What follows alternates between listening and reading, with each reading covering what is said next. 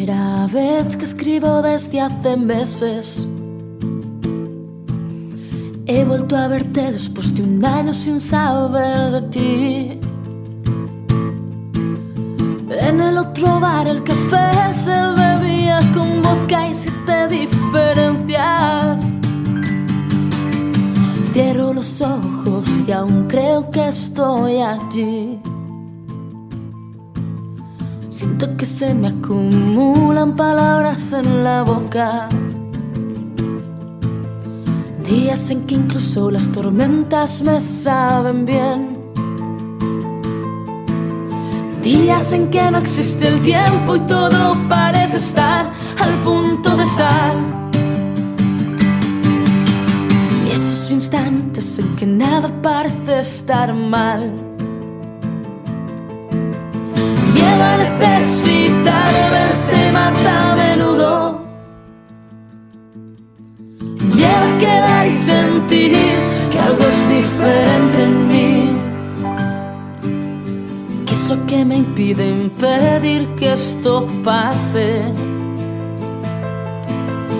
Eso que no llego a comprender pero que me invade.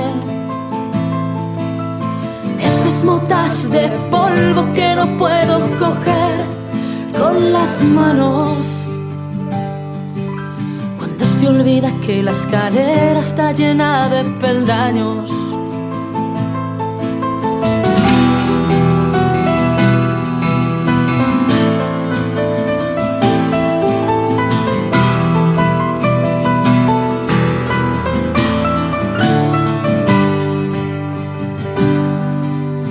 He dibujado tantas veces en mi mente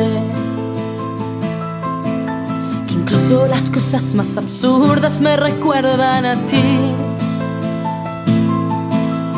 Tiemblo al encontrarme tus ojos, no sé qué está sucediendo. Me temo que ya empiezo a saber de qué estoy huyendo. Miedo a sentirme más feliz de lo normal. Miedo a que cambien las cosas.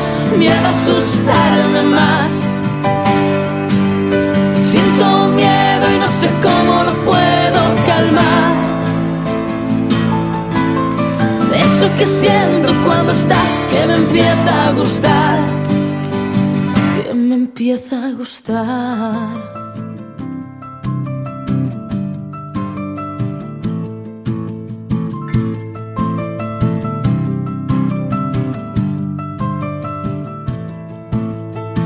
Asustar que me